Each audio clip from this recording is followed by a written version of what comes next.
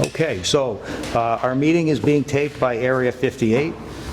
We do have an agenda. I want to just kind of skip ahead on the agenda just to keep the process moving because we're a little bit late getting started.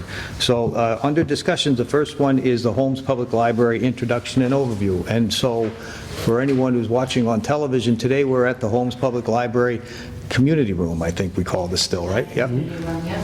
What the Selectmen voted to do last winter was to try to have a little bit better access to the public for what our meetings are, and also to highlight as many areas of town as we could in terms of the work that you do and what you do and the good work that you do, really.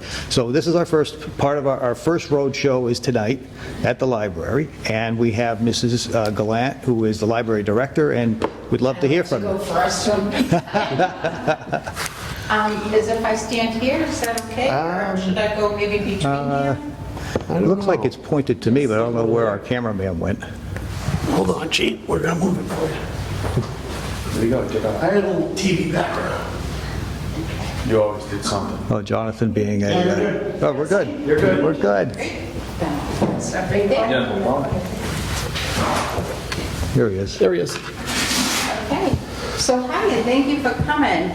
Thank you for Cody for this great idea. I love the idea. I think it's going to be a welcome change from that room over there and those meetings. But my name is Jean Gallant, and I'm the director here at the Holmes Public Library.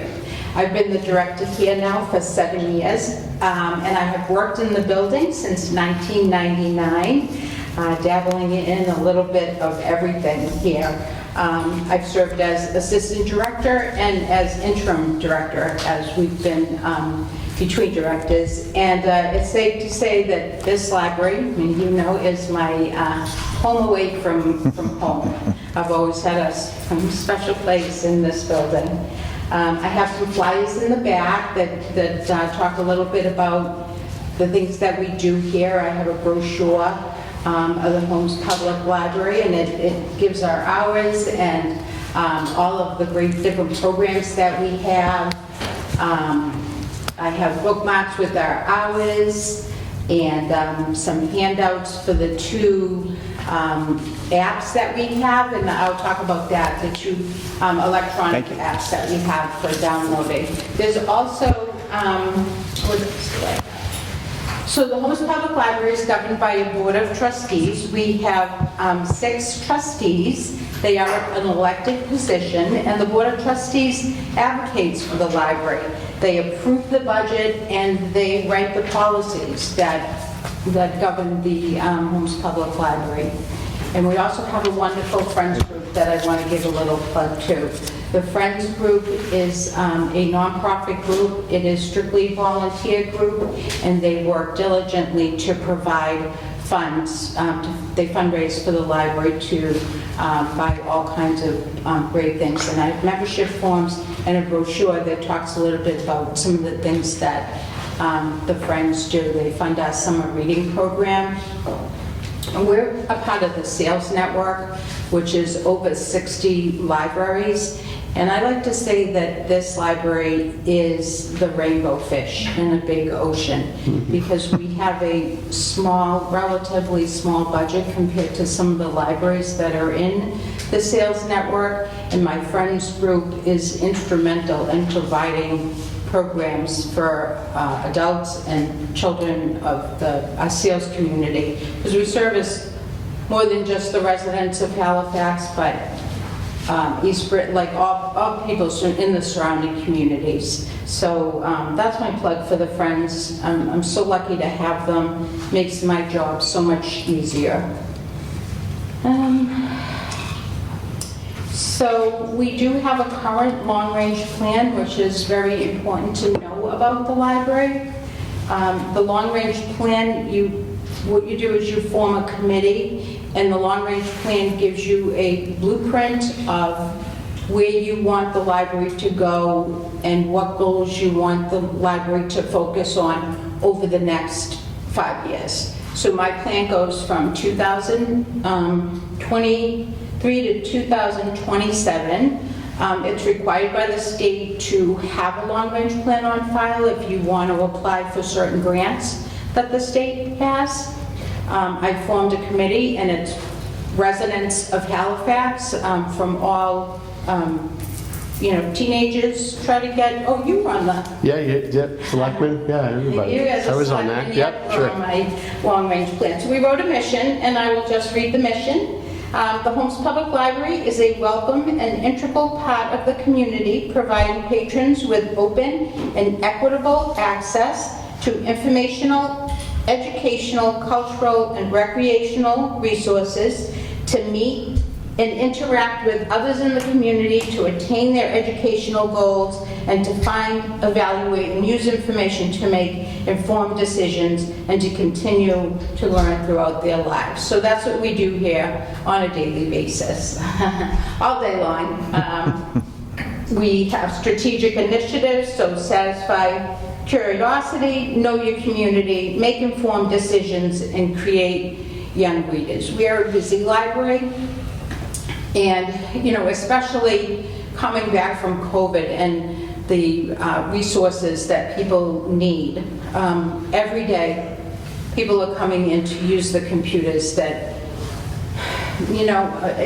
my thought is everything has to be online now, I guess, and it's the technology, and it's my job to help people that don't have computers at home, that don't know how to log on, that don't know how to make passwords and things like that. And we do that a lot here. And it's what we do, it's who we are, and it's what we take pride in, helping people like that. You can find the complete plan on the website. Just a couple of statistics from my IRIS report that I filed. The collection size here in the building, this building's been here since 1994. Since 1994, we used to be the old ECE building in the school, so the kindergarten, and then we made this the Holmes Public Library that used to be where the museum is. We have a collection size now of, my last report was over 42,000 items. The original plan for this building has a collection size of about 20,000. So, but we are who we are. With all the other things in town, I don't see that we'll be expanding the library anytime soon. But, so we make do. The onset of electronic books has helped in that capacity a lot.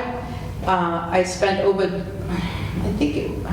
I should have written that down, but it was about $15,000, $20,000 on electronic formats, which goes to my materials collection. There's 2 websites that you can access, and the brochures are there. They're called the Libby, which is an electronic database owned by the Sales Network, would that be right? Owned by the Sales Network, where with your library card you have access to ebooks and audiobooks, audio ebooks, and music, children's, adult stuff, and we also just purchased Hoopla, which is another electronic database that offers the same thing, but just more of it, so more fun. Last year, just for, we circulated 42,868 items over the course of the year, and that was actually just in the building. So that was just what we circulated from our front desk computers. So like I said, we're a busy, fun library. I do have hotspots now that we circulate for a 2-week period. So anybody that is in need of a hotspot, looking probably to increase that collection over the next probably fiscal year. So any questions? Just in case, and believe it or not, there are people that live in town that don't know where Town Hall is. Can you give them the address of where we are right now? So the Holmes Public Library is 470 Plymouth Street. Right next to the elementary school. Right next to, we're attached to the elementary school. We are a separate library from the elementary school, which a lot of people don't realize that. They'll come in for a school committee meeting that's held at the, school library, and they'll say, where's the school committee meeting? So we are separate. I do a lot of outreach with the school to come in and introduce them, tell them how they can get a library card, give them a tour of the library, introduce the kids to all the different children's stuff that we have, and so that's good. And we also do a countdown to kindergarten. I did that this year, where the kids going into kindergarten, you explain to them how to get a library card and what's so great about the library, and ask me what's so great about the homes, and I'll just talk and talk and talk and talk and talk. So I'm here all the time. Just give me a call if you have any questions. I just wanted to thank you, Jean. You run a terrific library. You really do. It was a godsend for me. I was a stay-at-home dad and didn't know anybody in town, and this is where you meet people. So that's a lifeline for a stay-at-home dad, or a stay-at-home parent of any kind. So between that, we've made friends that we still have to this day, and it's I know they come in and ask for it. yeah. You even suckered me into running play groups every once in a while. I know, so. I did. Thank you. Yeah, thank you, Jean. Thank you for your Yeah, hospitality. thanks, Jean. And help yourself to anything in the back. Okay, so we'll skip ahead to our appointments because we are running behind a little bit. And so the first one is Rich Harvey and the Plymouth County Retirement Association that you brought up for us last time. So let me ask the town administrator to tell us what he found out since the last discussion we So had. we did receive a report from Sherman Actuarial. The financial impact for next year, we would see an increase in our budget of $41,415. And the anticipated unfunded liability would be an additional $196,545. Okay, and do you have a recommendation for us on this? I think we can absorb the 41,000. It's going to be tight. Our budgets are tight as it is, but I think the additional COLA seems to be warranted. Most of the communities in Plymouth County have adopted it thus far, so I think it makes sense for the board to follow that recommendation. Is it a unanimous vote or a majority? No, 17 of the communities, I believe, need to. 17 of the 28 communities, or however many there are? I think it's 7. Is it 17? 17 of 23. Okay, We're at 17 now that have approved. okay.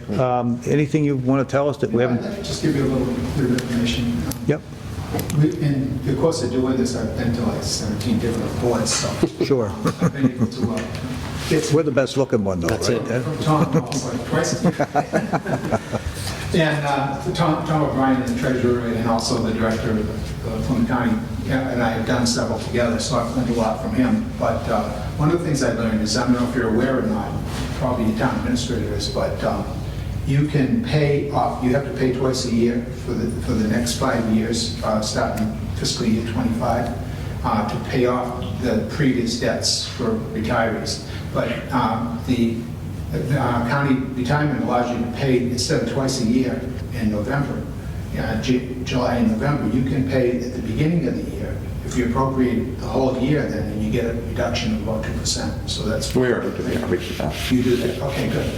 And the other thing that he's willing to do, if you run into issues like, real bad recession or a situation where the town is really in dire needs, he will entertain extending the 5 years.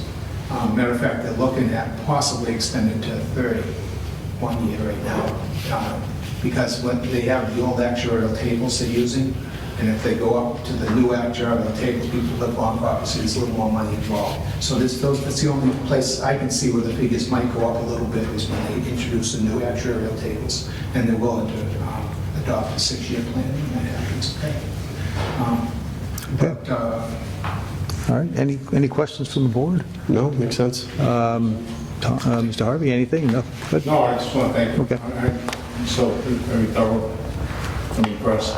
Okay, all right, so, As a new young man.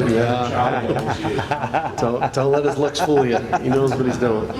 so our motion will be exactly what? You'd want to approve the 5% COLA for Plymouth County retirees. So do we have that motion? Sure, I'll make a motion to approve the 5% COLA for Plymouth County Retirement Association. Okay. I will second. Any discussion? All those in favor say aye. Aye. Opposed?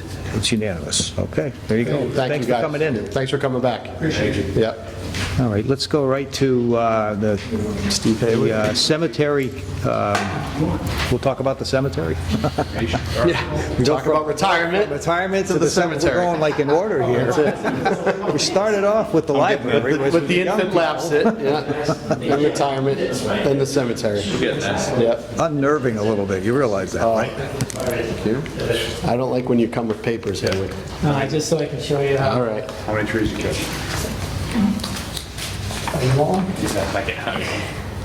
Nothing. We have a cremation garden? I didn't even realize that. Yeah, I started that year and a half ago. Oh. It's actually selling food. Okay. I'll make a dying to get in there joke. But Yeah. Such a dad joke. I know. Dad jokes. Yeah.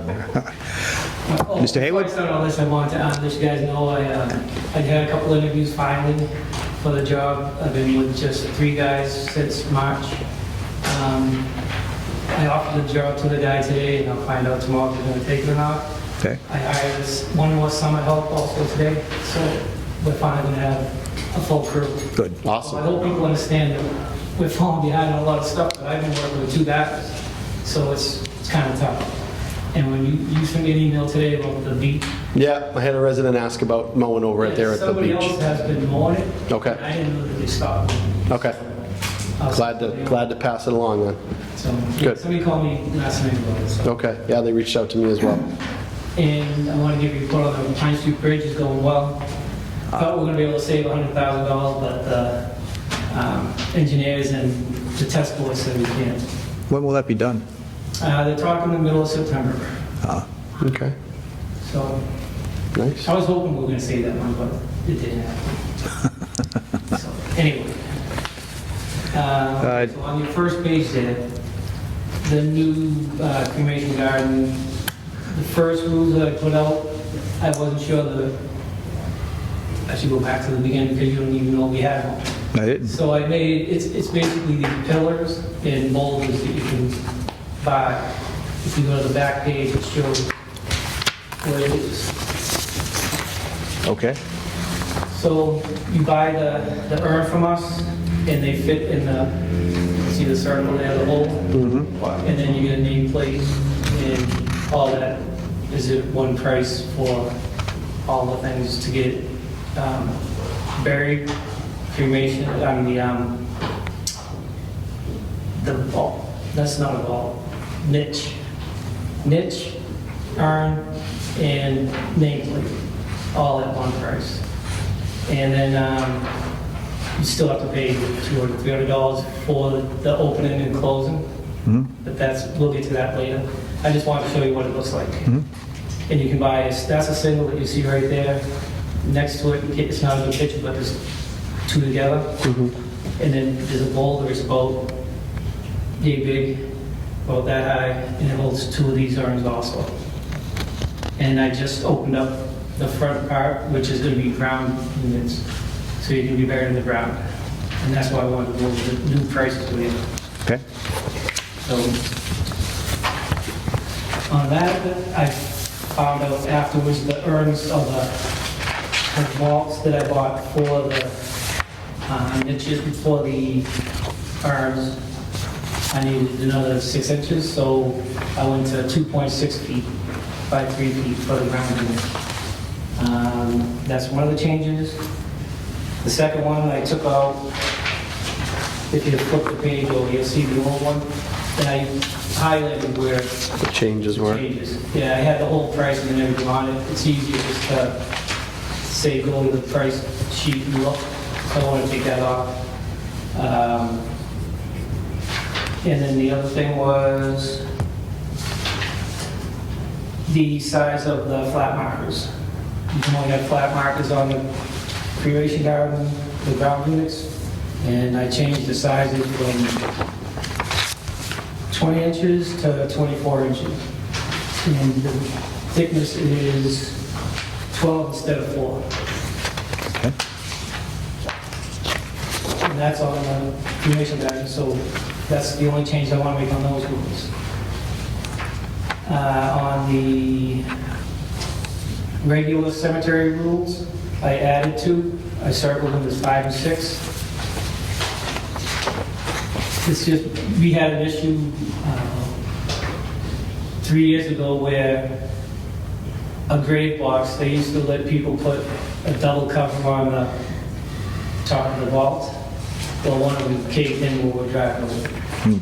So there's no more, and a lot of cemeteries have done that, there's no more double covers, it's gonna be a single cover. So I wanted to put that in, that's why I changed number 5. And then number 6 is saying, before we let anybody put, when you get cremated, if you go on the ground, some people don't buy an urn and they just put them in a little plastic vase or whatever you want to call it, that the cremation comes back in. And we've actually dug to put somebody next to them and you hit it and it breaks. So I'm saying we're selling vaults now, you have to have it in a vault, so we don't have that issue. Sure. So that's the second one. That's it on those 2. And then the prices, you can put them side by side. I tried to make it so it's easier. I've made it so you can do side by side, the old and the new. Okay. And it's highlighted on a new one. I'm just trying to clean it up. Because if you look at the old one, it's the prices, the totals on the left, and it's just all over the place. So I tried to clean it up, and if you look at it, you can see it's a lot cleaner than what it was. So the prices have There's gone, no changes. the price go down? Did the price go down on the new ones? No. Where did you see the price go down? The one I'm looking at says old at the top and graves, resident grave, 550, and the new says 400? Oh, that. Oh, but if it's lots and Lots and graves. That's what I'm saying. You swapped That's how the- it was confusing before Yeah. you look and you see the total at the end. Oh, I see. Instead of at the beginning, not at the end. Yeah, So that's all I did was made it so you add the stuff up and you said the total. you saw that, yeah. Okay. You were showing off your Excel work. I know what you're up to. You can see it, thanks.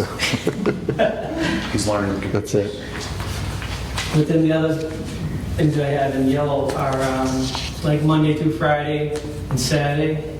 It used to be 2 different lines. It's the same price now. It's the same price the white. Okay. Had more mess on it. Just I just made one line. And now I'm selling cremation balls. I was going to bring them down so you can see them. I forgot to bring them down. So That's good. I think we're going to have a meeting at your highway barn one of these. Yeah, there you Selectmen go. Roadshow. You can bring out Yeah. gravestones, vaults, whatever you want to show us. Do it around Halloween. not bad. But it's something, the way of the future, and a lot of people are getting cremated now, so, and all we have left is that one side of the field over there, so that's why I did the cremation card. I was curious, Steve, what percentage cremation to burials? Are you 50/50? Are you 70/30? What cremation to burials? I haven't figured that out. No, I just- One year we do more full burials compared to cremations, but, I didn't know if you were setting aside more room for cremations going well, I'm trying to forward. keep the backside. and Okay. I'm looking at different areas in the cemetery that we could actually put a wall or something else. if Okay, We have. if we came to it. All right. 3/4 of the trees are gone now, so. Yeah, yeah, we're gonna have to do something with that too. There's a couple trees that are gonna have to be cut down, and the last time we cut a tree down, we got in trouble. Oh, Not in trouble, but somebody complained we had to put a tree back up. But the tree was dead, it was dropping branches on the stones and breaking stuff. But the person was upset that we had to take it down, so. We put it, it's no trouble, we put a new one up, but it's the way it happened. It's just, whenever we go to take it down, I'm gonna come to you guys so you guys know what's going on. that would be Sounds helpful. good. Thank you. Yep.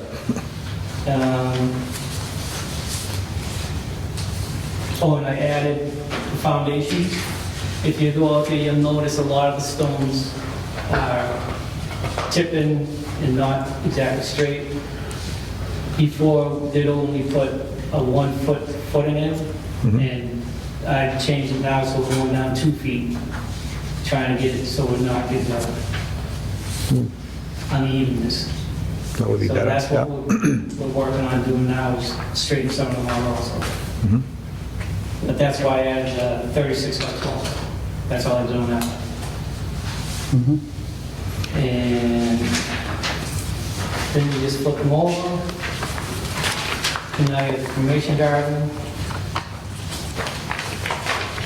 And same thing, I just cleaned it up instead of having a bunch of different lines all over the place. I tried to make it as clean as I could get it. The extra charges, I didn't have that on there before because it's all loose, so every now and then somebody asks for something different. So if you go to the pictures on the back, that's why I have on the bottom.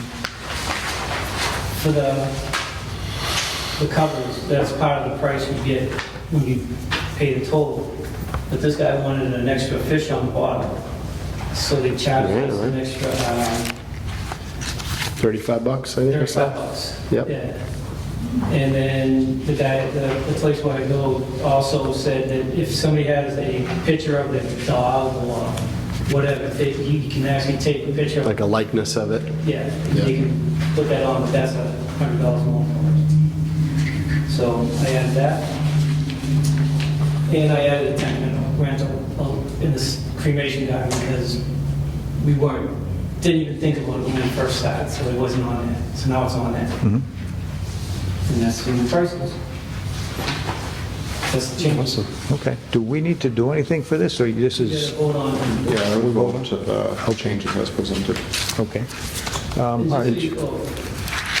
cremation guys, because it is new, so you see what I'm talking about, like a resident for a single pillar, the total price to buy the whole, the $8.15? niche, the Oh, niche, it's the $500. urn, perpetual care, and the engraving is for a resident is $815. And then it's another, where is it? The interment, so if you do get buried on a weekday, it's another $200. So that's what I'm talking about, how much cheaper that is compared to being a full burial. Still expensive. Yeah, I know. It's expensive You only down. have to pay it once, but you don't have to pay rent. You notice the difference, I have non-resident also because I think we should get a break to live in town. And it's always been that way, Gonna but be. it's just, I've kind of made it a little bit more on this part. Once you're in, you're a resident. That's it. Either way, right? I think paying taxes. I don't think you get to, I don't think you get to vote, but I don't know, we might have to check that, but I don't think so. Any questions from the board? Just, Steve, have you looked into other communities around that were pretty competitive or, Yeah. you know, in your Yeah, homework, let's go- checking what other folks are see what doing? other towns are- Okay. For our size town, we're with Plumpton and Yeah, we're lower than Pembroke, Hanson, we're lower. But, yeah. Okay. and myself, I mean, you guys can trump me, but I feel the town should not be making money on people dying. I think we should keep as low as we can keep. Go off of that. I agree. Yep. Okay, any other questions? No. So we need to vote to accept the rules and the rates, that's what we're trying to do? All right, so I'll make that motion. Do we have a second? I'll second. Any discussion? No. All those in favor say aye. Aye. Opposed? It's unanimous. Thanks, Steve. Very good, nice work, thank you. Yeah, good presentation. Have a good night. You too. So we are running a little bit late, Mrs. Palmer, if you can come on up if you like. One more question. Oh, sure. All right. Who's this, like, I bought a sign today, a mobile sign. So I want to put it up in the center of town for the fireworks. what kind of a sign? It's a mobile, Oh, Digital sign? Like a digital kind of sign? Yeah. yeah, it was a used one I bought, and we can put the fireworks coming up this weekend. L&D's is letting us borrow 2 for each side the night of the okay. event, but I want to put one in the center of town now just to say there's going to be an event on Saturday. Saturday. I don't have any objection to I just want to make sure that. it's okay to do that. We used to do that, remember when we first bought that sign years ago and it was always in the center of town? Yeah, the one you have to. It broke eventually, yeah, but that was a step forward at the time, Yeah. so, yeah, no, I'm in favor of it, I think it's a great idea. I just want to make sure it's okay to do that. Go for it. Excellent. All right. No. Yeah, Sure. That's it. It's like an old come episode of back. Columbo. One more question. Be like, all right. Twice. Double check. Discount. All right, Mrs. Palmer is here because you are interested in joining the Beautification Committee. Yeah. Excellent. These volunteers. Oh, that's great, that's wonderful. You're in. You're supposed to let it dangle for a while. No, we don't want to let it get away. But do you have anything? Absolutely. Oh, that's right, we have a member. Shirley Graff, I'm with the Halifax Beautification Committee, and we met on June 6th. Those at the meeting unanimously chose Tina to support her to come on board. She's been active with the beautifying the town since she was in high school. And that was during the bicentennial years, and that's when the Beautification Committee started. So she's kind of like a charter member. Yeah, excellent, excellent. Of the committee, although not the committee, but working on the beautification. And in recent years, she's cleaned up her street on a regular basis, and at the Earth Day, she was very active and being helpful. Excellent. Well, you come very highly recommended. I second that. Do you hear any objections from anyone? Our work's done. Anybody have any questions from the board? No, appreciate it. Anything you want to tell us, or that we haven't already complimented you on, so. All right, we'll take a motion to appoint Tina Palmer as on the Beautification Committee with a, excuse me, a term to expire June 30th, 2024. So moved. Okay, will you second? Second. Any discussion? All those in favor say aye. Aye. Opposed? It's unanimous. Thank you Thank very you. much for your Thank you. efforts, all of you. Yes, everyone, thank Appreciate you. it. Okay, we're now ahead of schedule by 5 minutes, so we'll give this 5 minutes because it says 6:45 and somehow we managed to catch up, but we'll just go through a few other things to start with. So let's go back to the beginning. Approval of minutes. Regular session, May 23rd. Do we have a motion? Yep. Make a motion to approve the regular session minutes from May 23rd, 2023. And a second? Second. Any discussion? No. All those in favor say aye. Aye. Opposed? It's unanimous. Thank you, Pam. Go on to the warrants and commitments. I move to affirm approval of the following warrants and commitments. Payroll warrant number 118 for $274,361.33. Vendor warrant number 119 for $65,628.36. Withholding warrant number 120 for $87,940.77. Ambulance commitment from 6/5 to 6/11/2023 for $49,508.70. Ambulance commitments from 6/12/2023 to 6/18/2023 for $37,574.20. Second. Any discussion? All those in favor say aye. Aye. Opposed? It's unanimous. Warrants? I move to approve the following warrant. Vendor warrant number 121 for $417,456.90. Second. Any discussion? All those in favor say aye. Aye. Opposed? It's unanimous. Bills in the Move to approve the following Selectmen bills. Mary B. Harding and Sons for $792.18. National Grid for $831.82. MIA Property Casualty Group for $3,115. W. Mason for $77.75. Second. Any discussion? All those in favor say aye. Aye.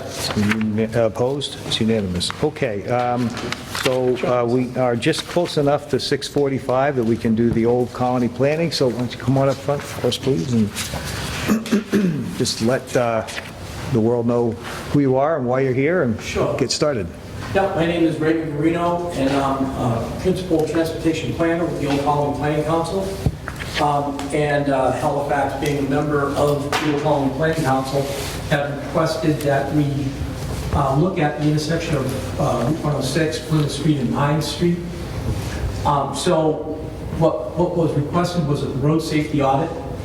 And these road safety audits are funded through federal funding. So to produce the report, I have extra reports if anyone would like.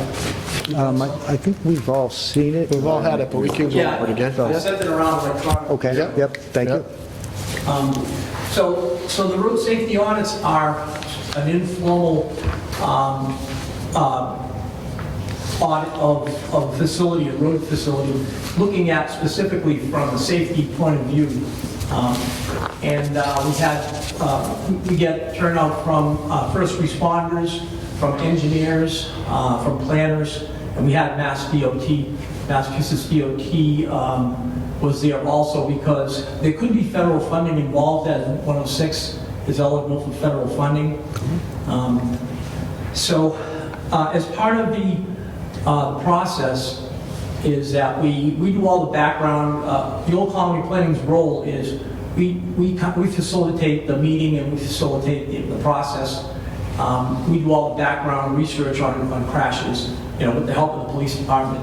And Mass DOT also has a database of crashes.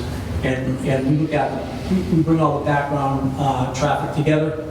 And at the meeting, we have a group discussion on what the deficiencies are at the intersection.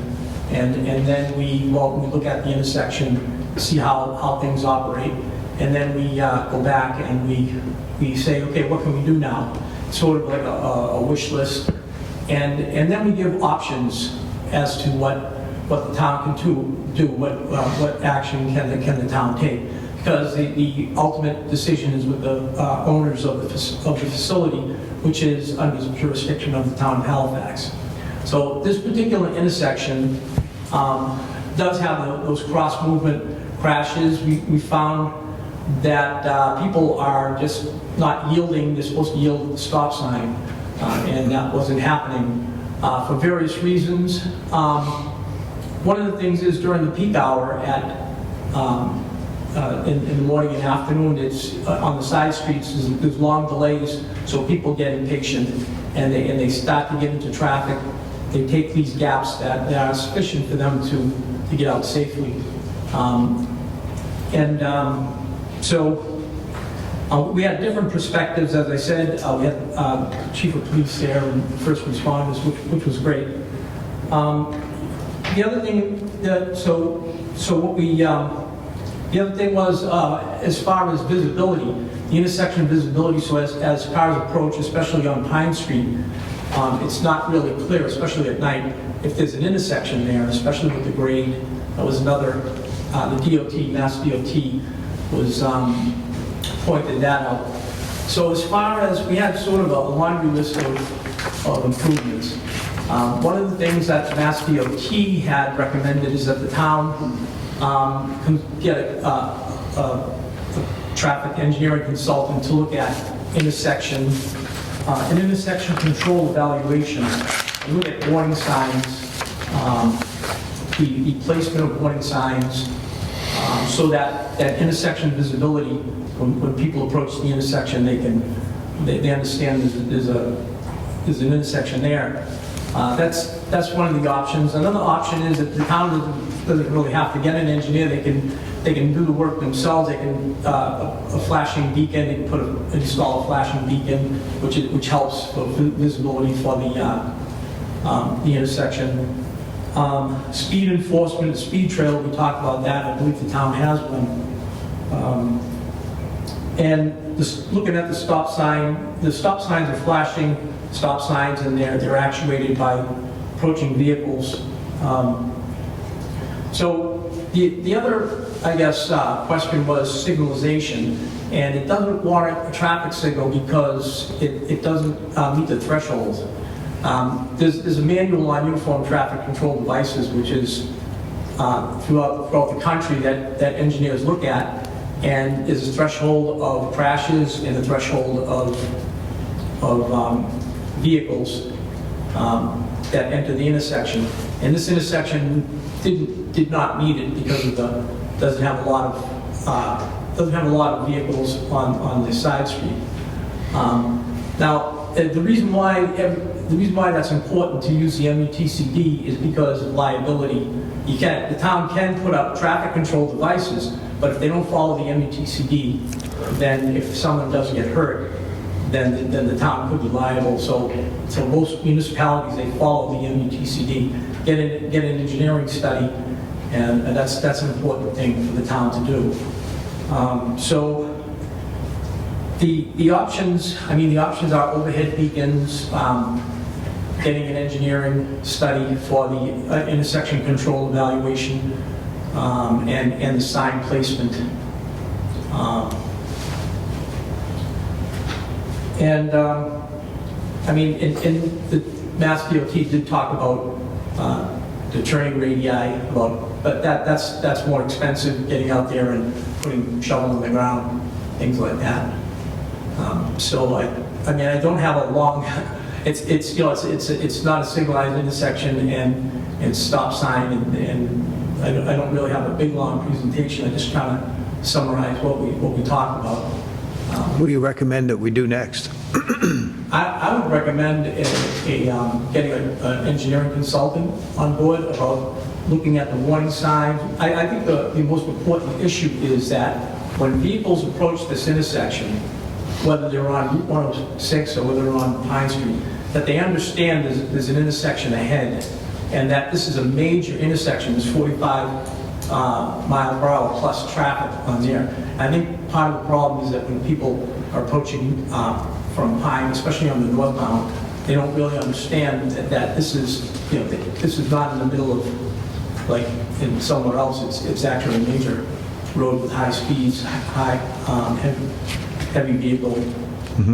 So I don't think it would be too expensive for the town to get an engineering consultant to look at warning sign placement as vehicles approach, and the intersection control. As I said, you already know that signals is most likely out, but it's probably overhead beacon would probably be the next.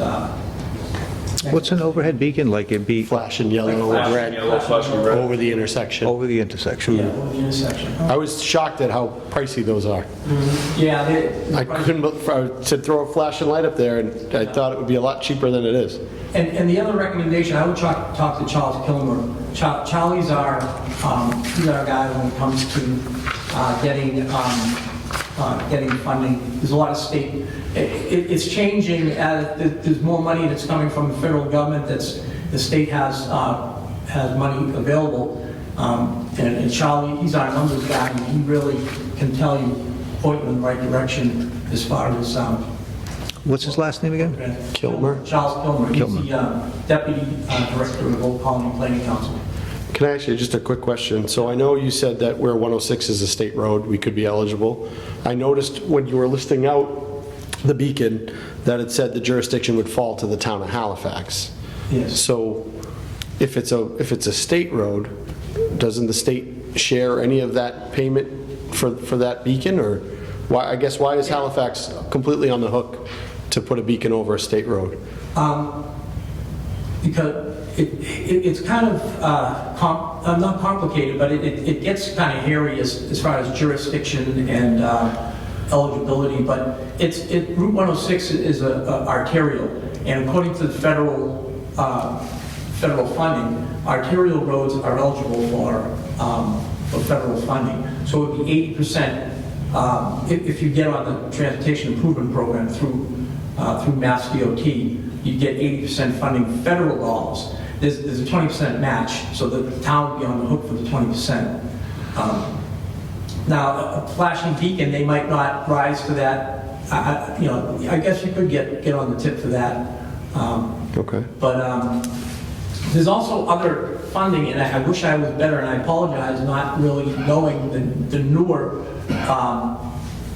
funding mechanisms that are out there.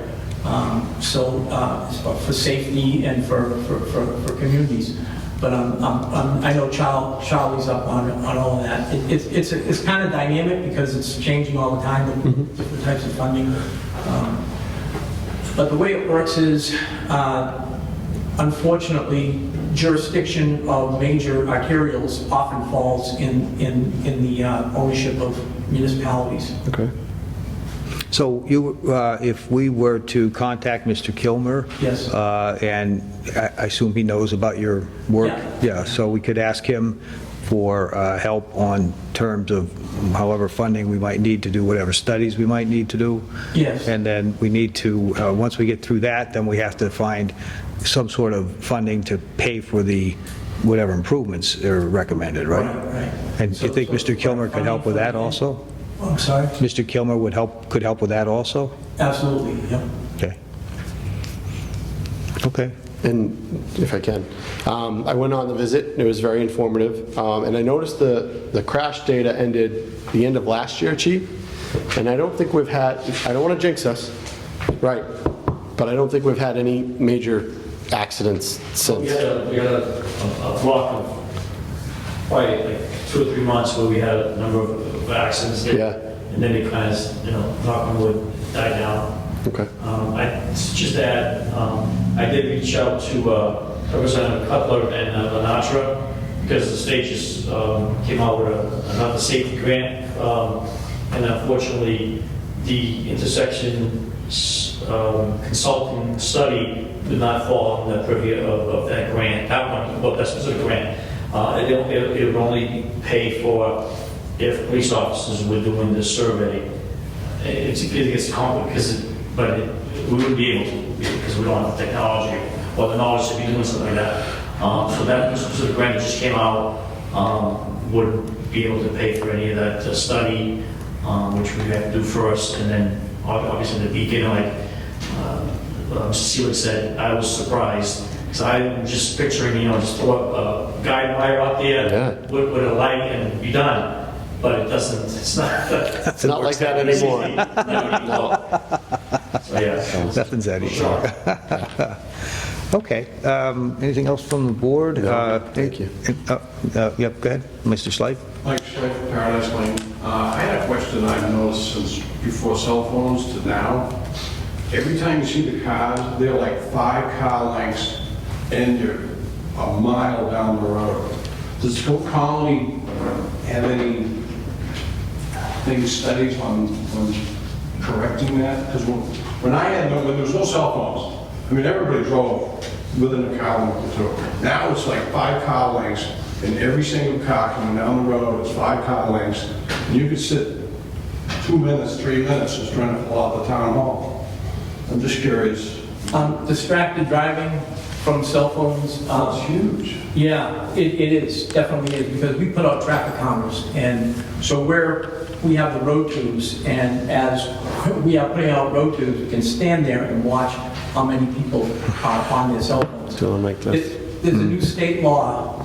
There's a new state law, and I think that's cut down on that, hands-free.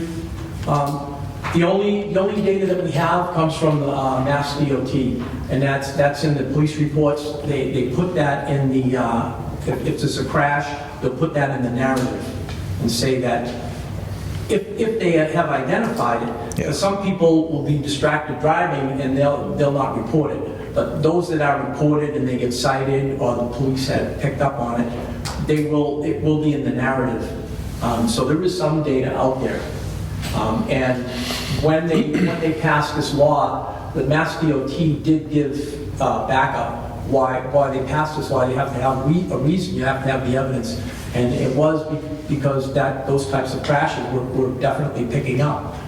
So now it's good that they should keep it up that way to see if this law is effective, to continue getting that data. But that's the only way we get the data is if it's in the narrative. If it was an issue I know, I think it was West Bridgewater or Bridgewater did a really high enforcement on that 2-3 years ago, and they would just put policemen out there, and they were pulling over a lot of people for that. So it's an idea, I guess. I don't know if... Yeah, I think state, one of the grants they have is distracted driving that you can apply for. And then, you can have the officers out there monitoring for the distracted driving. I don't think that's going to solve our problem, No, frankly. Our Pine problem is just too much traffic and how to manage it. I'm noticing it because it's contributing to more traffic in addition to all these housing developments that are coming in all around Halifax. Yeah. They're everywhere, and there's thousands of units going in, not hundreds, and they're going in almost overnight. So, I mean, that's just another contributor that we're stuck in the middle. There's only 3 ways to go east and west in Plymouth County. It's either 106, which is the most direct and in the middle. It's 44, which is down south and kind of a highway, but doesn't take you everywhere, or 27, which is a corkscrew. That's why we have it. So, I mean, you would think the state would want to help us out a little bit down here with all this incoming. my idea was to put toll booths on either end, That would, yeah. and I'd be glad to work it. Yeah.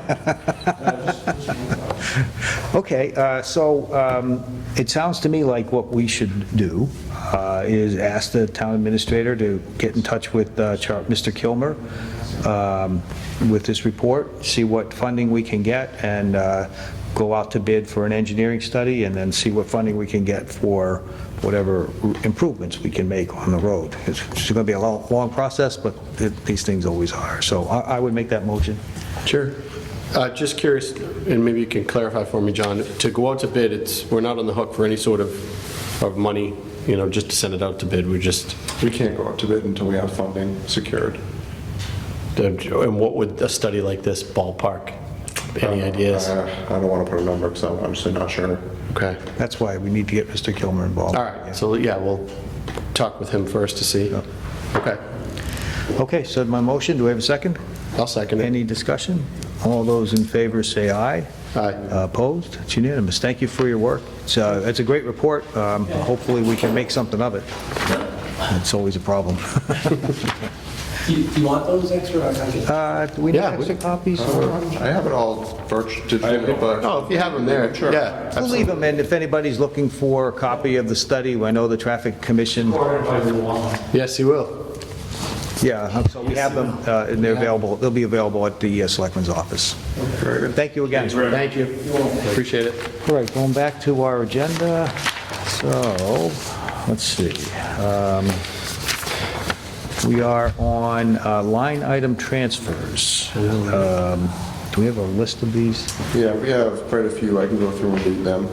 The first one is in the amount of $1,500 from the town administrator's salary to the recruitment account.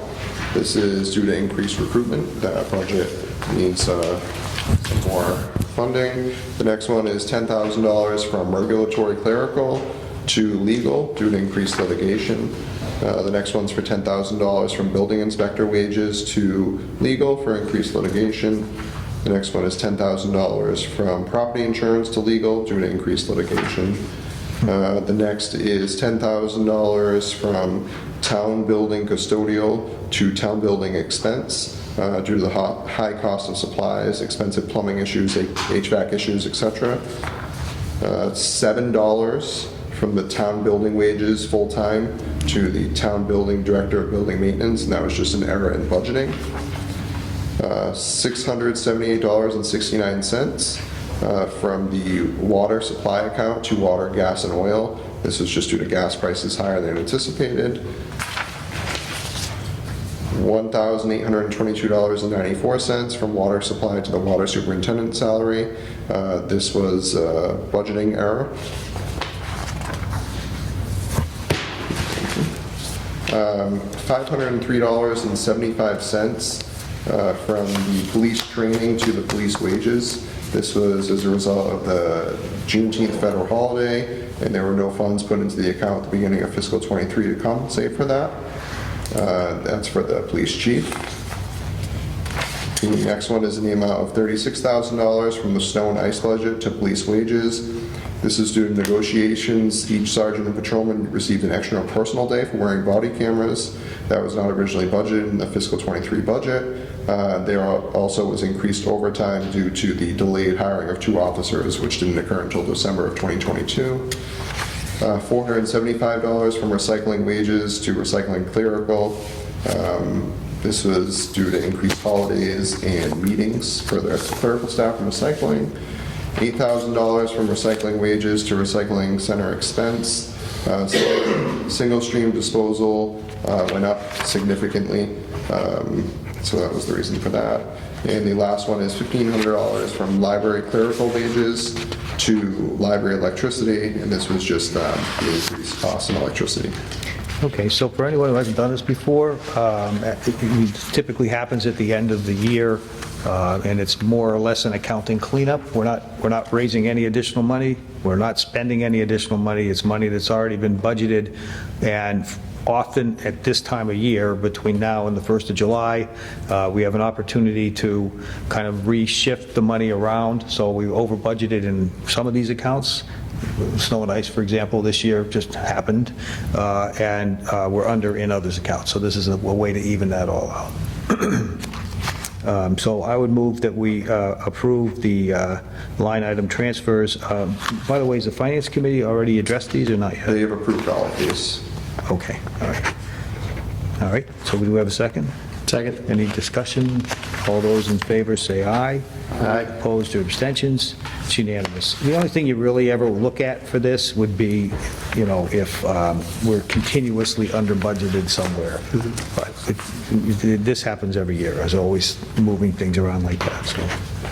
Can I ask Cody, I noticed a lot of them were to legal. Are those litigation that has since kind of wrapped, or are these ongoing issues that we're having? At this point, the large case that contributed to these has finished up. So we anticipate the next fiscal year will be pretty flat, as long as we don't have any, additional litigation that we didn't expect. Okay, thank you.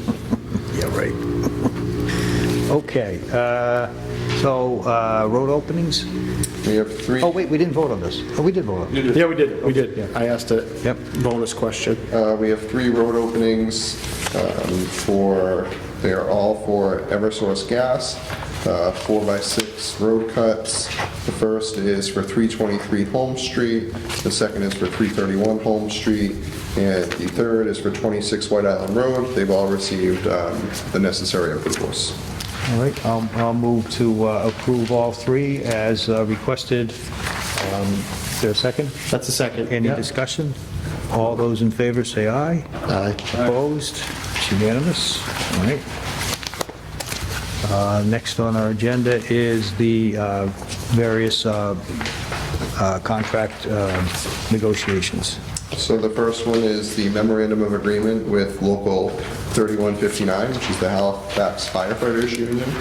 All of these are memorandums of agreements for successor agreements for fiscal years 24, 25, and 26. So essentially the new contracts. Yes, Okay. And they, had the unions have all agreed to them already? they have for these 4. Okay, all right, so we can, This is the first one, the Halifax Firefighters. There's 2 All right. copies there. so I will move that we approve the a memorandum of agreement between Halifax and Local 3159 International Association of Firefighters. Second.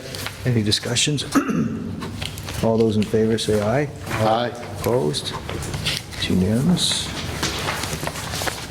The next agreement is between the town and Local 1700 Halifax Mixed Unit. This consists of employees of the water department, building maintenance, and the administrative assistants from the water department and the highway department. Okay. I would move that we approve the agreement with Local 1700 for the mixed unit. Second. Any discussion? All those in favor say aye. Aye. Opposed? It's unanimous.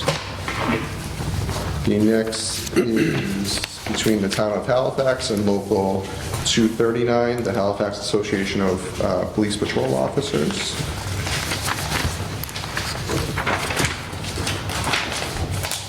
Okay. Move to approve the agreement with Local 239 Halifax Police Patrol Officers. Second. Any discussion? All those in favor say aye. Aye. Just one of these? Yeah, there's only one. That's fine. We'll just give them a copy. Okay. And the last one here is between the town of Halifax and Local 459 Halifax Police Sergeants. So I'll move that we approve that contract with Local 459, the police sergeants. Second. Any discussion?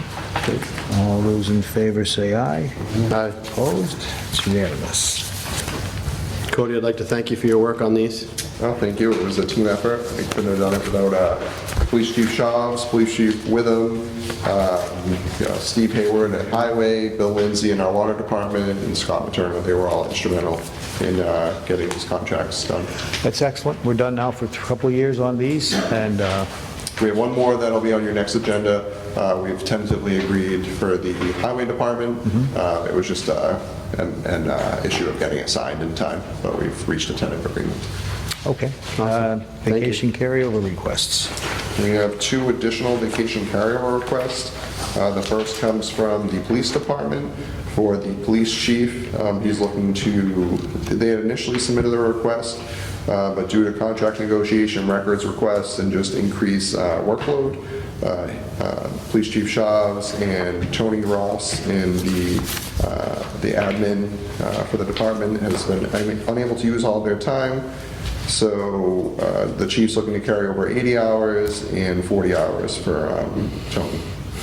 What? 40, 80? 80 for the chief and 40 for Tony. Okay. All right. I tried. I was away last week, I tried. Another day's left. Okay, do we have a motion? Yeah, make a motion to accept the vacation carryovers. Any discussion? All those in favor say aye. Aye. Opposed? It's unanimous. The next one is from the fire chief, Mike Witham. He's looking to carry over an additional 20 hours of vacation. He also requested to carry over personal time. The board historically doesn't approve carryover of personal time. That's, that's a you use it or lose it. So I would make that. I did let him know that, but I, told him that forward the request of the board. Okay. So I'll make a motion that we approve the carryover for the vacation time only. Second. Any discussion? All those in favor say aye. Aye. I think beginning of this fiscal year, I'll make this motion. I think the board should write to all of the departments encouraging them to use their vacation time in the year as opposed to the carryovers. We would just start looking at that critically. I understand over the last couple of years, things have been out of sorts and a little bit disrupted, but we're trying to bring things back into order, and the reason for vacation time is there's a reason for it. Take the vacation time when you can, and so we could try to make it more unusual that we have carryovers. Yeah. That would be my motion. I would, before, if you don't mind, I think we should adopt a policy. It's on my list of things to do to come up with a carryover policy. I think the board has made it known that it should really be only be done under extreme circumstances. So I think if you adopt that policy, and then we could forward that policy to all staff. They're aware of it, and then it's also something that lives on, beyond just this year. Is that on your list here? It may be. That could be part of item J, our HR operational review. Oh, in that case, I'll withdraw the motion. We'll talk about it then. How's that? Good. Okay. All right. Going on to contract for green communities. This would just be an affirmation of the contract. The Old Colony Planning Council, who Ray is from, we receive an annual green communities grant. This past year, we received approximately $200,000. There's several reporting requirements through that. Old Colony Planning Council will take care of that for us. This is a contract for them to do that. We have to submit quarterly reports, an annual report. They help us with application, and they'll also make an annual presentation to this board of the progress. We receive the money from the grant, so it's not costing us anything. It's a net zero cost. We did have to sign it because it was due the middle of last week, but I wanted to bring it forward to you just for an affirmation to make you aware of it in a vote. So do we need to vote on? I'd vote to affirm the contract. All right, that'd be my motion. Do we have a second? Second. Any discussion? Nope. All those in favor say aye. Aye. Opposed? It's unanimous. Contract for human resources operational review. We have somebody to do that, huh?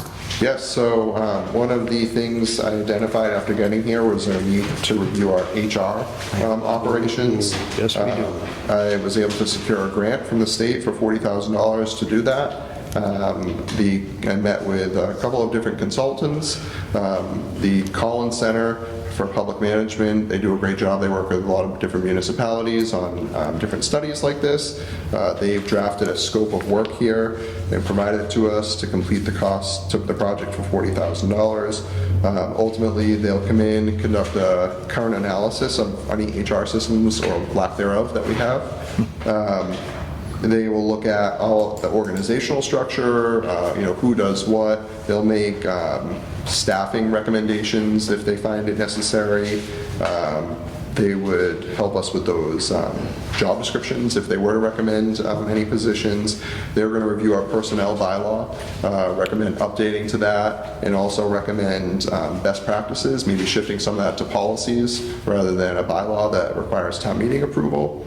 And they'll help us through that process in a final report kind of detailing all of that information.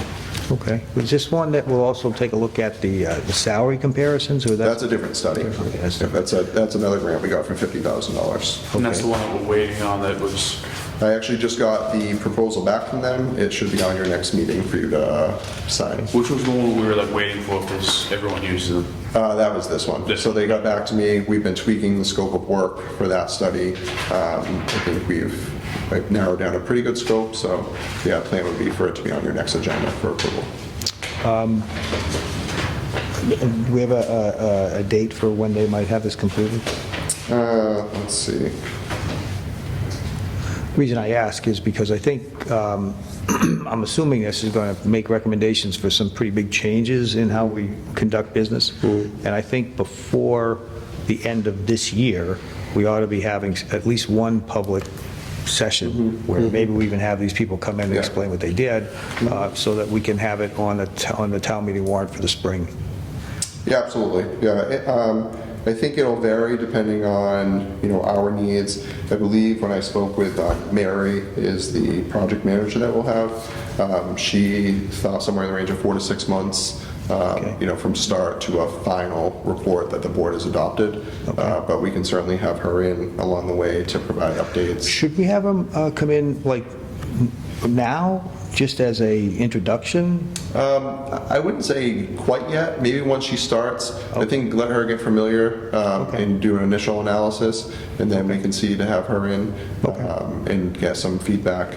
Because I think, I do think this is a great idea. It's I've been saying since I took this job that this is well past due. We should have done this years ago.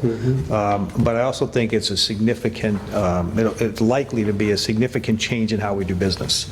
And I think I would like to get as much transparency to that as we can way before town meeting, so that before town meeting, everybody who has issues with it or questions about it or we want to change things before we make a actual presentation on it, we work that through so that it goes as smooth as possible. I mean, I'd like to accomplish at town meeting a new process. So that's my hope.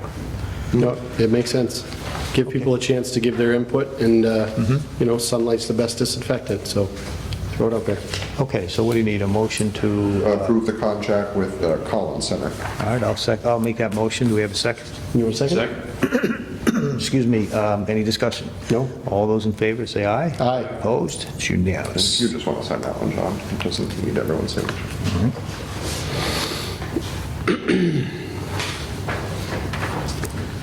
One copy, that's it? Yeah, just one copy. They'll take a copy. Okay, thank you. All right, fiscal year Board of Selectmen meeting schedule? So, historically, the board has met on the second and fourth Tuesday of the month. I thought it would just be nice to get that schedule approved by the board for the 6 months, then we can post it on the website. Even though it's typically the second and fourth Tuesday, we get questions sometimes, when's the next meeting, so we figured it'd be proactive, have the board actually approve a schedule. I did send you a draft schedule. Ultimately, second and fourth Tuesday through October. In November and December, I did recommend doing the first and third Tuesdays, just because of the way Thanksgiving falls. There is the last week of November, I'm also away, and then the way the Christmas holiday falls, having, I don't know if you want to have a meeting the day after Christmas may just be difficult, so. Probably not. Yeah, so this, if you did this, it would be November 7th, 21st, 5th, and 19th. So just a little bit further away from the holidays, and then also between your October and November meeting, you're not going 3 weeks, you're only going 2 weeks. So this is kind of a draft that I put together. Yeah, so the only ones, just to clarify, that would change would be the November and December meetings. Yes, Yeah. correct. So, and I think that makes sense to get away from the holiday season. Yeah, I don't like that we just had, after town meeting, the 3 weeks off. Yeah, I tried to look at it and make sure that we didn't do that again. I mean, we need to, Get going. things get built up. Yes, absolutely. Okay, so do you want to move to approve that? Absolutely. I'd love to move the approval of the Board of Selectmen meeting schedule presented by Cody Haddad. I'll read off the dates here just so they're on the record. Selectmen meetings will be July 11th, July 25th, August 8th, August 22nd. Let me know how you're doing, Pam. September 12th, September 26th, October 10th, October 24th, and then switching to the first and third Tuesdays, November 7th, November 21st, December 5th, and December 19th. Can I get a second? We have a second? Second. Any discussion? All those in favor say aye. Aye. Opposed? It's unanimous. So, selectmen goals. How do you want to handle this? So, to give a little bit of background, when I first got here, I mentioned this to you that, it's good to have a vision for the town, for the board, as, you're the chief policymakers for the town, to set your vision, make your vision clear, and your goals for the year clear, and that way it helps with budget development, it helps with establishing goals for the staff, so we're all kind of working towards these same goals.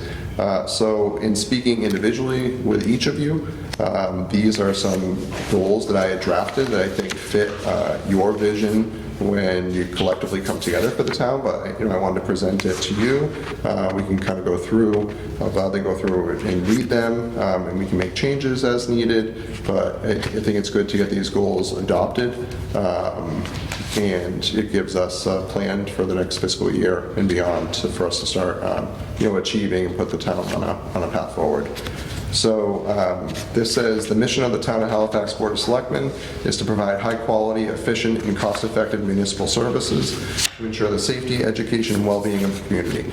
The Board of Selectmen, as the chief policymakers for the Town of Halifax, with the support of the Town Administrator, will provide leadership to achieve the mission of the town. The board will recommend budgets and adopt specific goals and objectives directing the town administration, and will evaluate the performance of the town staff in achieving its goals and objectives. And we have 5 main goals here.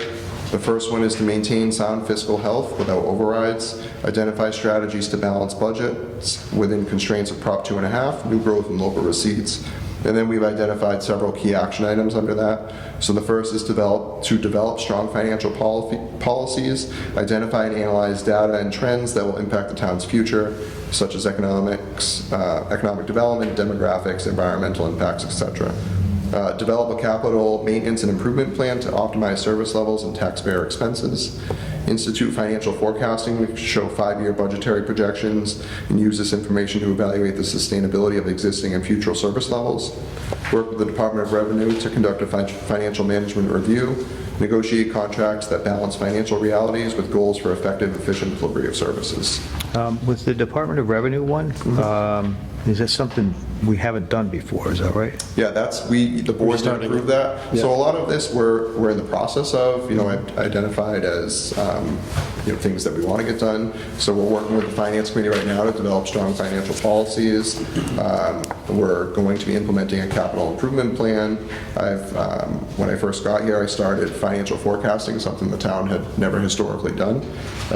We've already requested the Department of Revenue to conduct that financial management review, but we want to see that through and have that get completed and negotiate contracts. Again, we're in the process of that, but that's an important objective, in my opinion, to keep on there, year after year.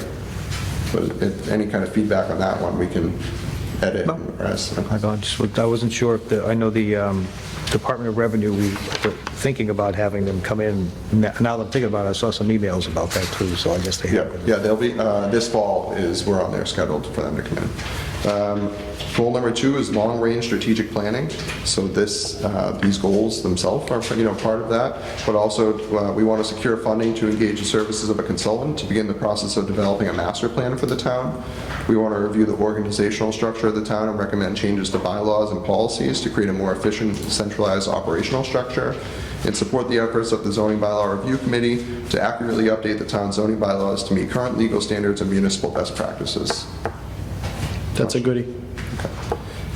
Goal number 3 is to evaluate townwide service levels in order to identify potential operational and organizational efficiencies and technology enhancement opportunities which will streamline town processes, increase online service offerings, and provide exceptional customer service to residents, businesses, and the general public. Key actions under that is to conduct a human resources review to identify operational efficiencies using comparable community comparison statistics and analysis of best management practices and strategies to provide high-quality, cost-effective services. Secure funding and begin the selection and implementation of an online service offerings to support departmental operations. This is the online licensing and permitting that you've heard me mention before. This would be applicable to our zoning, planning, conservation, board of health, town clerk, building, selectman's office, really all town departments. Evaluate current organizational staffing roles and responsibilities and develop new staffing and organizational plans to meet the needs of the town government. You saw we did a little bit of that during this budget cycle where we combined the zoning and planning aid and created one full-time position to create an operational efficiency. We also created or brought back a conservation agent position to allow for operational efficiencies rather than having to go consistently outside for a conservation consultant. We can start to have that done in-house, save the applicants' funding, explore opportunities to share services and create efficiencies with neighboring communities with the goal of reducing operating costs and improving efficiency and quality of service delivery. You're seeing more and more communities do this, large and small, looking for areas to collaborate. We don't necessarily have a specific area identified, but we want to keep that option open, and when it makes sense to collaborate, we want to try to do that. Building inspector is one possibility, actually, with Plimpton. Goal number 4 is to improve communication and the transparency with the public. Key actions are to establish means to improve two-way communications with the community, upgrade the existing website to be sure there is accurate and timely information being provided to all municipal departments, engage the community in visioning and decision-making via social media, Area 58, and the website, and inform and update the public on positive and impactful projects happening in town. Okay. Yep. And goal number 5 is to support modern governance, enhance intergovernment relations, and foster a culture of excellence. Key actions here would be to evaluate appointed committees for need and support. We've talked about this through training. We can make this one step further, evaluate staffing needs, evaluate ways to increase participation of diverse, high-quality candidates for appointment to board and committee vacancies, schedule workshop meetings with board and committees to articulate and collaborate on implementation of the Board of Selectmen goals, adopt a code of conduct for elected and appointed officials, and provide training to boards and committees with complex regulatory requirements to result in high-quality experience by members of the community. A lot of work. Not going to be done overnight. No, it's not. All right, do we have any discussion? Oh, Mr. Schleif, yes. What was that last one? The last sentence? Provide training to boards and committees with complex regulatory requirements to ensure high-quality experience by members of the community. I remember Dr. Hopkins and Darcy and a couple others developed a master plan for Halifax a while ago. We've done a bunch of them. There's been more than one, and oftentimes, we had to do one probably 20 years ago, I think, for some sort of project we were doing. I don't know if it was the school or the road or something, but there was something done back then. Well, the master plan for the whole town, which we prefer developments in certain areas, and so I don't know if that would help. It's very, very outdated, not applicable at all to what the current town is now, unfortunately. What happens with those always is they get And then hopefully unlike what we're going to do with this, they just sit there and collect dust over time and then things change. And What we did in my previous community was we started an implementation committee. So people that were interested, so you usually have a committee that oversees the process of the plan, but like you said, a lot of times it gets done, put on a shelf until you have to check it off again. But if you create an implementation committee, it's, a group that meets quarterly or whatever it may be to make sure that doesn't happen. And we're, updating and we're prioritizing the goals identified in the plan and pushing it forward continuously. So that's one approach we could take once we get I there. have to think about that. That's, sometimes those things, the committees just die too. They just end up in dust and nobody pays attention to Those it. were on the plan board that did the last one. Well, there was not, but Yeah. 2 or 3 of them were on the plan board. All right, any discussion on the draft? I think it's good to have a vision. I think so. I think it's very comprehensive and ambitious. So hopefully we can keep it up. So do we have a motion to accept it? Absolutely. I'll make a motion to accept the fiscal year 2024 Board of Selectmen goals as presented by Mr. Haddad. And we have a second? Second. Any discussion? All those in favor say aye. Aye. Opposed? It's unanimous. Office hours? Yes, this is something. We talked about this last time, right? We did. I've spoken with individually with a couple of you on this. In order, when I've been evaluating how we can provide high-quality service to our residents, also focus on our recruitment and retainment, an area that came to be was, so right now Town Hall is open Monday through Thursday, 7 to 4. And Friday, it's open by appointment only from 7 to 11, but the building isn't open to the public on Fridays. So what we thought of doing, I had this conversation with our department heads in several meetings, was to change the hours of Town Hall to Monday, Wednesday, Thursday, 7 to 4:30, so an extra half hour those 3 days. And then on Tuesdays, we would remain open until 6:30, so an extra 2.5 hours that day. And the idea would be staff wouldn't come in on Friday, so it would be a 4-day week for the staff. But it's a net gain to the public, where we're open an extra half hour each day during the week, and then an additional 2.5 hours on Tuesdays. Most communities follow the night of their Board of Selectmen meetings. That's why we chose the Tuesday, because that's typically the board that has the most popularity. People are coming to the most meetings. So, I've run it by the staff, I've run it by departments. Generally, there's excitement for this, support of this. My thought would be, if the board is amicable, to approve it and allow it through the summer, and then get back together beginning of September, and we can evaluate, what has been successful, how has the staff been, is it helping us with recruitment, retainment, are we seeing people come in? It's only a net benefit to the public where we're expanding the hours. We're not reducing the hours the town hall is open, though. We're expanding the hours the town hall is open. Yep.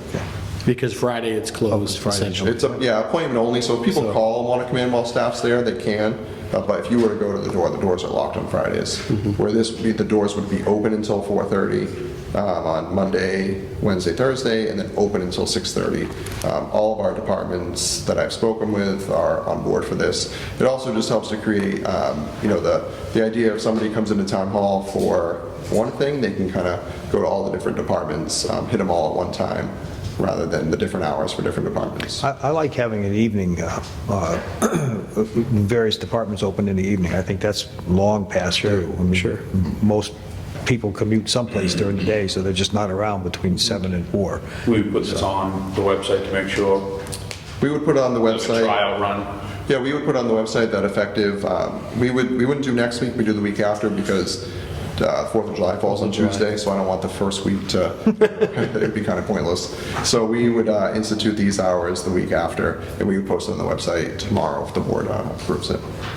I like the hours that are posted here, Cody, because if somebody wants to sneak in the morning, maybe on their way to work, we're open at 7, and then you have that evening hour, so after work they could sneak in as well. The other thing I want to mention too is, as one of our goals we had was to really try to start pushing these online permitting things so that people don't physically have to go to town hall anymore. I think we do need to get with the times a little bit with that, but if the departments are for this and it's going to offer more level of service for the people in town, then let's try it. Okay. Take that as a motion? Yeah. Second? I'll second it. Any discussion further? All those in favor, say aye. Aye. Opposed? It's unanimous. Live entertainment for the Halifax Council on Aging. This had come before you for the use of the green previously. This is the live entertainment license that we notified Ms. Reagan that she needed to apply for. So this is just, they have guitarist Matt York coming in, and this is on July 28th from 12 to 2. Okay. Everybody's in approval, the police chief and everybody, so I will move that we approve the live entertainment request from the Council on Aging. Second. Any discussion? Nope. All those in favor, say aye. Aye. Opposed? It's unanimous. Ongoing complaints about not getting the minutes done on time for open meeting, is that what this one is? We did receive another open meeting law complaint from Patrick Higgins. This complaint alleges that the board did not accept their meeting minutes in a timely manner. The agenda and video of the meeting on June 13th reflects that the acceptance of the meeting minutes for the following dates: August 31st, 2021, March 25th, 2022, February 7th, 2023, March 28th, 2023, April 11th, 2023, April 25th, 2023 were not approved in a timely manner.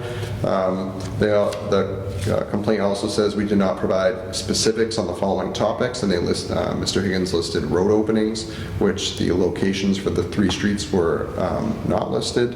At this point, we've made it quite known to Mr. Higgins that of the difficulties that Halifax faced. Pam, the whole office staff have been doing a phenomenal job in getting caught up. We are caught up at this point. So starting with the April 25th meeting minutes and going forward, they are being approved in a timely manner. The road openings, historically that's how the town has posted them. We certainly can, and we have started putting the addresses in there. So it certainly wasn't a direct, or we didn't mean to, violate the open meeting law, and we certainly recognize it. We'll provide that in the future. So 2 parts to this, and I'll leave it up to the board's discretion. At this point, Mr. Higgins has filed 6 open meeting law complaints against the Board of Selectmen in the past 12 months, and he's filed over 10 with the town as a whole.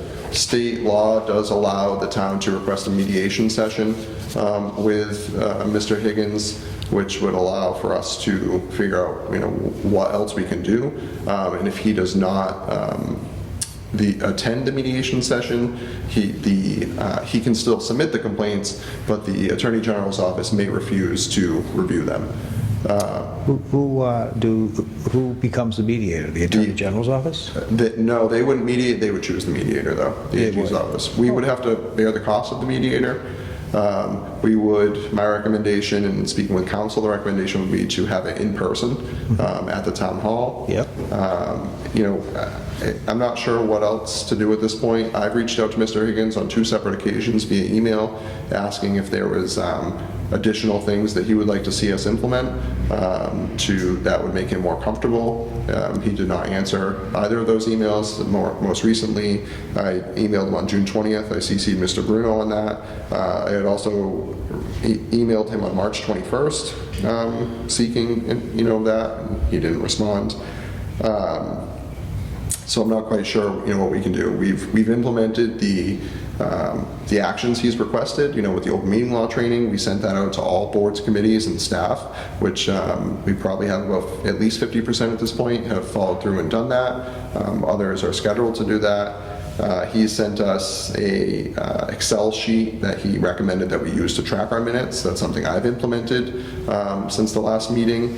So I'm not sure what else he's looking for. I'll leave it up to the board on how you'd like to do this, but that, just so you know, that is an option, is to request the mediation. It seems to me if we did that, it would be about the only thing we can do to kind of put an end to this. Is frankly, I think is overkill on, he knows why we don't get the minutes done on time. And plus, it's not going to happen in the future anyway, so I would recommend that we do that. The only thing, I'm just curious, any ballpark on cost for the mediator? I would guess, because I do a lot of this, probably something around $600. Okay. I would say likely under 1,000. Then money well spent to get to the bottom of this. And I do say we do it in person. Absolutely. So what I would recommend... Motion to that effect? So recommend, you'd want a motion to request mediation and also a motion to approve me sending the letter requesting mediation and the response letter of the complaint to Mr. Higgins. So moved. Second. Any discussion? All those in favor say aye. Aye. Opposed? It's unanimous. Here, you can take a look at the draft letters that I put together. We already did it. Way ahead of the game here.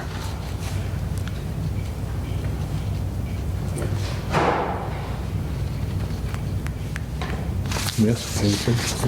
Take a look. The one. Yep. Surplus equipment? This is just a request from Cesar Calero, our IT support specialist, to declare a Dell Optiplex 3010 desktop computer as surplus. We don't need it? No. Does it work? Very slow, and we've pretty much switched to the laptops throughout the town, so we're just slowly trying to clean out things that really have no value at this point. Okay. Again, so in case no one's ever done this before, we do surplus equipment. We declare it surplus, meaning we don't need it anymore, and it's disposed of, either sold or thrown out or whatever happens to it. So I would move that we follow Mr. Say his last name? Calero's advice on that piece of equipment and declare it surplus. Second. Any discussion? All those in favor say aye. Aye. Opposed? It's unanimous. Town green for the church? Yes, we have a request from the Halifax Congregational Church to ask permission to use the space in front of Town Hall for their annual flea market fundraising event. The requested space includes the circular driveway, the lawn directly in front of the Town Hall, and the small lawn area to the left of the Town Hall, with the flower garden, which will be utilized for vendors and crafters. The entrance to the circular driveway from both sides will be blocked off using town cones to keep it safe. This will be on Saturday, September 16th from 10 a.m. to 3 p.m. No conflicts involved with that? No. I already know. I would move that we approve the use of the town green as requested. Second. Any discussion? All those in favor say aye. Aye. Opposed? It's unanimous. Updates, MBTA, Morse Brothers, and training. I do not have any updates to report on any of those. Okay, nothing's really happened on any of it. I would like us to get the training done, but you're working on that on the grant anyway, so, okay. Town administrators update. I have several updates to fill the board in on in the community. The first, Mr. Hayward alluded to this, but we have sent out conditional offers of employment for the seasonal cemetery position, the highway laborer, and our building department administrative assistant. Hopefully that is in the process, and those 3 positions will be filled. But that being said, we do still have several positions that are open. Our building commissioner position is open. Our ZBA and planning administrative assistant position is open. And we will be posting a conservation agent part-time on July 1st. I will be hosting an all-staff meeting on July 10th. Of 2 meetings at 9 a.m. and 1 p.m. This is for non-department head level staff to attend so they can get an update from myself on behalf of the board of what's going on in town, initiatives that they'd like to see, and we can get their feedback without department heads being there so they may feel more freely to speak. This is something I look to do quarterly to get their feedback and also keep them informed. We have worked to secure a new financial software. This was another goal that I identified when I got here, that our financial software was outdated, unable to get updates for it. So we worked with our financial team to identify options, and I have to give Cesar, our IT support specialist, credit. Cesar has worked with the vendor to get the cost down. So what initially was going to cost the town somewhere in the range of $50,000 to $60,000 more per year is actually only going to cost us about $12,000 more a year, which is a great deal. This will be The implementation will probably take about a year, so our plan would be to go live with it next July 1st, but we're going to start that process. And our financial team has been integral in that. Debbie Dean, our assessor, Sandy Nolan, our accountant, Linda McCarthy, our treasurer collector. We've had several meetings, identified this is the software that we feel will bring Halifax into the present and also, help us as we implement future initiatives. We have finished up our fiscal year 2022 audit. The management letter was submitted and I reviewed. We had minimal findings, which was great. Also, again, thanks to our financial team who supported that audit along the way. We will have the findings of the audit on a future meeting for the board to review. This past Friday, we had the delivery of the ARPA check from Plymouth County, approximately $460,000 for the HVAC upgrades at Silver Lake. Selectman Seelig was there, so thank you for attending. We were presented the check by Senator Brady, Plymouth County Treasurer Tom O'Brien, and Plymouth County Commissioners Valenzuela and Hanley. It was a nice little event, so I'm very thankful that they came out. Glad you could make it. Yeah, it's good. Nice big check. It was, yeah. Literally, like a nice big check. So we'll get those pictures and we'll post them. It was nice. As we had spoke about previously and town meeting approved, the solar for the landfill, we had issued that RFP. We had a site visit last week. We had 2 vendors come out to the site who seems like they will be submitting bids. And the bids are due on July 20th, so we'll give you another update at that point. Awesome. A trash update. So we will be changing vendors on July 1st. Residents can rest assured there will be no changes as of July 1st, other than instead of a waste management truck, it'll be All-State Waste. The blue bags will be continued to get picked up until we get totes out to all the residents that sign up for the new program.